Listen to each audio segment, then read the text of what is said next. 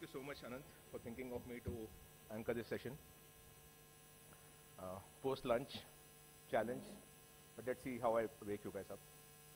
I think the first thing that, when we thought of AIM and we thought of magazines was, a few years back, we actually had one complete day of magazines as brands. And somewhere I think we need to revisit that whole thing, because every time when we think of magazines as a print product, we are harming ourselves, is my belief, right? And I'll come to it of why I say so as I move along, because go back to the definition that you had. Nowhere does it mention that magazine has to be a print product. It can be a digital product, it can be a, and what do I understand? When I started Career 360, it was always supposed to be a magazine because I understand magazines far better. And we said that, can we create a platform where the student will find the right information to decide for themselves? That was the whole objective of which we created.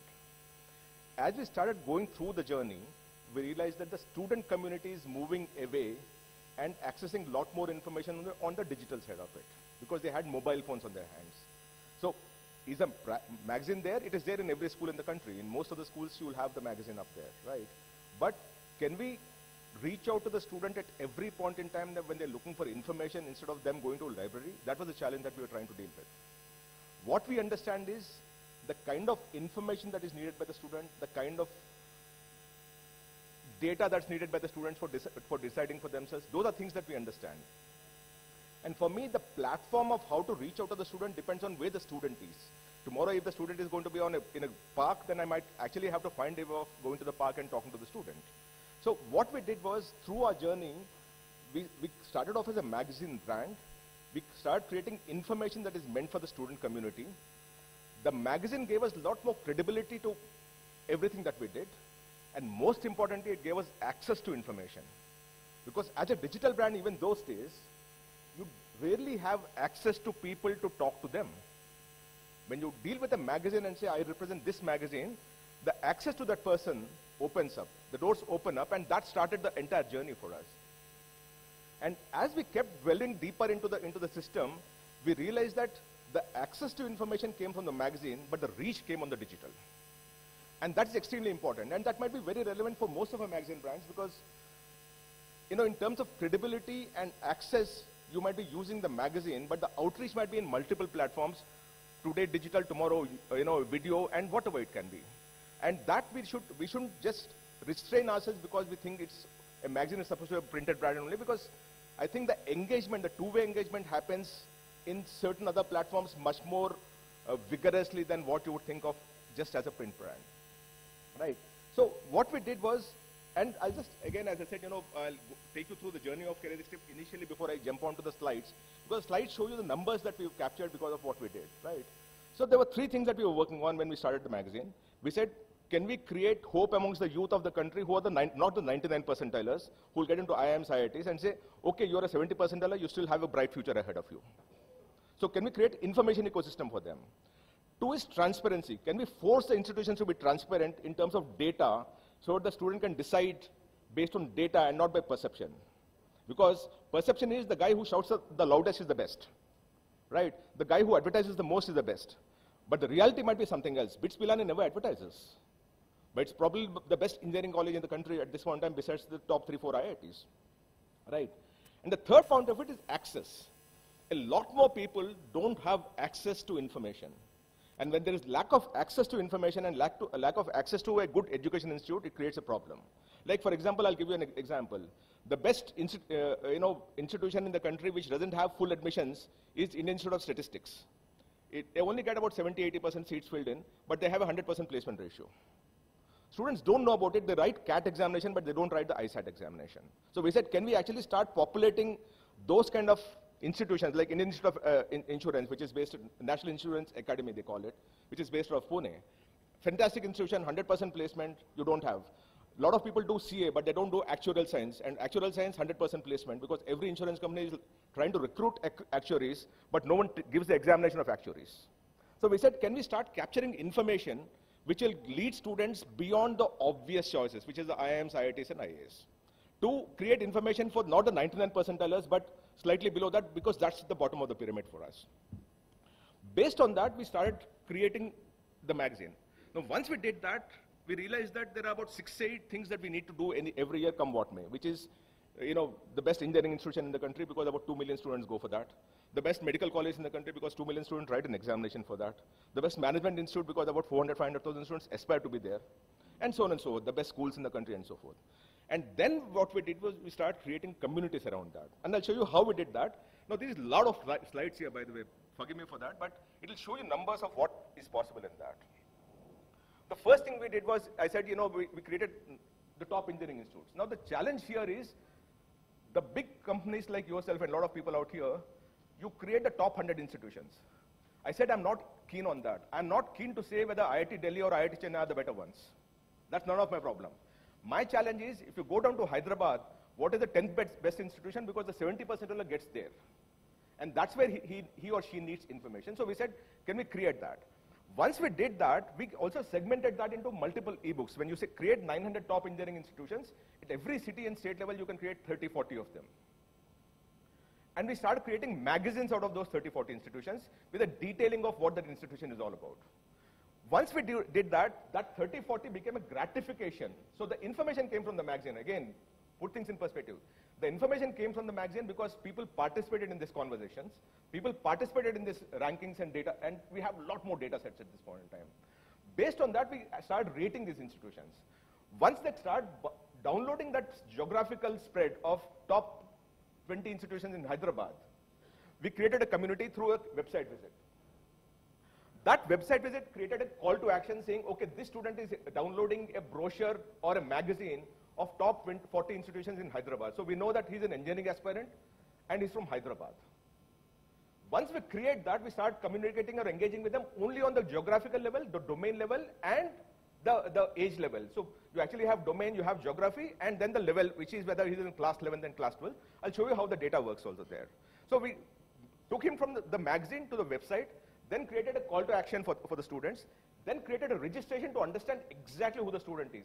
To class 11 student, you cannot send an admission notification. To class 12 notification, you can't send a preparation material. And that's very important to understand because people who understand digital understand also this, that it's extremely important for you to maintain the domain authority of your mail ID also. If you keep sending too many mails to irrelevant audiences, it creates a spam network. Your mail lands in a spam box. So how do we create an engagement where the information that's being sent to the student is so relevant that they keep opening out or at least don't mark it into the spam? That was very important. So for that, I need to understand where the student is, what level the student is in, and what they're wanting to aspire to be at some point in time. Those things we did that and captured the preference of the student after that. I'll show you how that works. Now, once the student comes in and tries to download the book of top 40 colleges in Hyderabad, we actually have this as a DB, which is the name, mail ID, phone number, education interest. That's important because the student is not for engineering, it's not meant for them, right? Then the current city. Then we also capture whether the student is in class 12 or 11 because, as I said, you can't keep spamming a student for admission notifications or admission advertisements if there is a class 11th or 10th student. Now, students might be coming to research for that, but they don't necessarily like to be spammed with marketing mailers. Once we did that, we also captured the domain interest, if you see on the second slide, where they're talking of whether they're wanting to do engineering or MBA or medical or whatever it is. So at this level, we're capturing the level of the student. At that level, we're capturing the interest of the student. And the geography of the way the student came in already has been captured. And once we do that, and we know that as a student of class 12th, we start capturing the kind of examination that they should be looking for. Now, this is a counseling platform for me, where we say, okay, you're an engineering aspirant. These are the examinations that you have that you must be looking at. Would you be interested in any of them? Not everything is paid for here, mind you, because JEE doesn't advertise. BITSAT doesn't advertise. But I need to show the student that if you're an engineering aspirant, these are the exams that you should be carefully looking at, which is what we captured there. Then we again ask whether you're targeting admission for 23 or 22 or 24. Because the mailers or engagement mailers go based on at which stage the student is in. Then we also capture where the student, like I might be in Bihar and wanting to study in Delhi, so I can't say, because you are in Bihar, I'll only send you Bihar colleges. So we capture where the student wants to study, which is, we give the entire states. Based on the state selection, we also throw in the list of colleges that are there in the country. They might be my advertisers or not, it doesn't matter. But it's a counseling platform for me. When you create a counseling platform out of an engagement, which is an editorial way of dealing with life, then you know that the fill rates of that data is much higher, because the student knows that they're not being sold something, but the student knows that this platform is advising me of what I should be doing about. What are the exams I must be looking at? What are the colleges that I must be looking at? And each college, by the way, if you press the I button, you actually have complete information about the college before you select that, including the rank, the placement, the faculty ratio, the diversity ratio, the gender ratio, everything would be there. So this is how we capture information domain-wise. See, what I'm showing you is now engineering. The same thing goes for management. This is CAT, XAT, CMAT, SNAP, MAT, all those examinations. Those are colleges, right? So at every level, what you see is, based on domain and level, we start in capturing the information. This is, for example, law. In this, the top one, if you see, is an advertiser, so it is great. Otherwise, it's a counseling platform. What we managed to do is to create a counseling platform through the magazines that we created and the sub-magazines that we created from there, and start throwing in information to them saying, okay, you're a law aspirant, start looking at these exams, start looking at these colleges. You want to study in this particular city, start looking at these colleges. So we throw all India colleges, we also throw geographically located colleges, right? And keeps going on and all. Once you do the preference, if you see here, this is for medical, by the way. So it keeps going on. Now, because of that, I'll just show you just for engineering that I'm showing you. And this from Jan 1st onwards, I've taken the data. You actually have 6.43 lakh students who filled in the education stream and exactly know what they want. Those are the classes that they're in. In the normal course, what you will be doing is sending a mailer of admission to all the 6.43 lakh if you don't segment them properly. And that is very important for all of us to understand. Every student who is buying your engineering or management ranked issue is not necessarily someone seeking admission this year. They want to be seeking admission next year and the following year and the following year. Now if you see, of the 6.43 lakh that you have, only 2.9 lakh is for the current year. The others are being stored in this data bank. We'll take care of that later. And that is, once you do that, your mail lands in the right box and your mail gets opened because you're sending relevant information to the relevant student. And this, I've shown you engineering. This is for management. 1.5 lakh students from Jan, and that's how they dispensed. Even a class 10 student today is looking for management education. Maybe the student is looking for BBA for all that matter, right? But he's going to come into admission cycle 2 years down the line. This is the data for medical, about 2.71 lakh students. This is a data for law and design, animation and design, and it keeps going on and on, right? This, by the way, is, can't see this. This for schools possibly. And if you see on the top, very important thing, I think, oh gosh, can you just go back? Can you just go back to the first slide, please? Back. आप करोगे? शुरू से करना, please, if you don't mind. हाँ, इधर चलेगा. That's good enough. Thanks so much. Right? If you see on the top, the common application that you see is the number of inquiries that the student filled in. These are unique students, which are whatever 21,000 involved. But they filled in so many.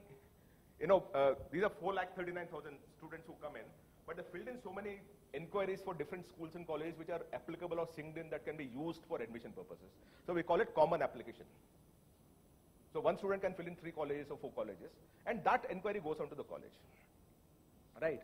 So the essence of this entire thing is, now once we do that, once we have a data set of the student, what we do then is we start sending separate newsletters. So this is for management only, where you only see management content if you see.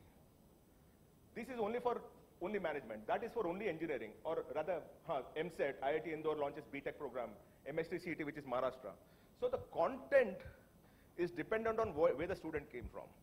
In every week, we have 18 newsletters. The flows that you saw earlier are 18 flows for design, law, schools, management, engineering, medical, animation, study abroad. There are 18 flows, online MBA, online certifications.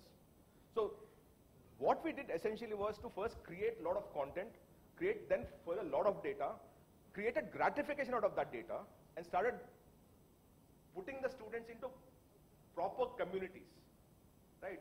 Filtered them as much as I can. And once we did that, we started creating engagement letters.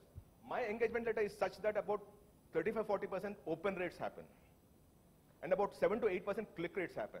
which typically is about 10% open rate and 2% click rate kind of a number. That's because the student understands that when we are sending a mailer to them, it is relevant, it's important, and they need to be informed about that. So a class 12 student who's passing out in 23 and wanting engineering will only get engineering dates which about examinations and admission notifications, those kind of things. They won't get a preparation material, for example. Right? And these newsletters have very, very high open rates for us. Right? So that's what we essentially did. I'll rather, I thought I'll engage you with questions than anything else, but I just felt that unless we as magazine publishers start creating communities out of our audiences, segmenting them to what they want, filtering them to what exactly is the kind of information that we're wanting to engage with. And digital is not about lumping everything together and saying, okay, now I have the student community, I'll start sending a CM newspaper to everyone. It's more important if you want a higher open rate, higher click rate, and higher engagement on those kind of things. With this kind of a thing, today what we have is, this year we're going to hit about 530 million sessions on the platform. Every day about 13 to 14 lakh students coming on the platform. More than that, we'll have about 7 million plus registrations on the platform. 8 million plus inquiries on the platform which are left for the colleges that can be monetized. Right? So all this data would happen only when you can, and then, by the way, preparation is coming in, coaching is coming in, study abroad is coming in, so next year we'll be looking at it much, much better in the scheme of things, right? But it all started, first of all, by creating credible information, credible advice, credible data. We need to be credible, complete, and comprehensive about the kind of data. One of the things that we always said is, we'll not miss out any information that any student would want if the student is between 14 and 27. So anything that the student is looking for, today it can be, like study abroad has become big, we started study abroad. Online certifications became big, we created a platform for online certifications. Because we don't want to miss out on any information that students will be looking for, and they don't find that on our platform. Only to do with education. Once we said, okay, we'll be credible, complete, and comprehensive, then we said, how do we ensure that the data is complete? So there are two things that we did. We filed 20,000 right to information reports every single year to ensure that the data is complete. If a college refuses to give data, we force them to be transparent. I said we'll force them to be transparent. It's meant to be like that. Because in this country, if you're investing 1,000 rupees in a share, SEBI protects you. But you invest 20 lakhs and 4 years of life, no one protects you. They can cheat you because it's a marketing brochure. They don't have a legal document, binding document saying this is the promise that you're making. Everything is an ad. You see an ad and you get onto a college. So we said, how do we ensure that the college become transparent? So we filed 20,000 right to information reports. With both those things together, there's a third thing that we did. That data, we created a central repository. Today, Google takes our data and pays us a decent amount of money. We created B2C products where students actually pay us to use some of those products, like a product called College Predictor, tells you based on your rank, where you want to study, what you want to study, your category. It can be a reserved category, unreserved category, local, non-local, minority, non-minority, all those kind of filters, and exactly tells you what college you're likely to get in based on your preferences. And about 80,000 students buy that product. So the data at any point in time can never be polluted or changed, because there is a business model that was created where Google is paying us, where there's a liability clause if we were to give a wrong data set. Then the products that we created, where student is paying us. So in the entire ecosystem, everyone knows that we're creating data for the student. There is nothing going away from that, because even business suffers if you were to deal with that. So today, as a company, we have about 30% revenue from the B2C side of it, because of the information and data that we created, and about 70% revenue from the advertiser side of it. A lot of advertisers, honestly, don't like the fact that we don't change data because of the demands, right? But we created a model in such a way that, assuming we change that, then another set of business actually falls apart. So the DNA was always very clear that create transparency, create access, and ensure that the student takes a more informed decision based on data. And that's what we manage by creating communities. Today we have 18 communities, and each of these 18 communities, by the way, is divided into levels, which is 3 levels, which is pre-admission, post-admission, and during admission. So all 3 levels, 54 newsletters go to the students, and the engagement is extremely high. If you have any questions, I'll take it, but that's what I have. Thanks so much.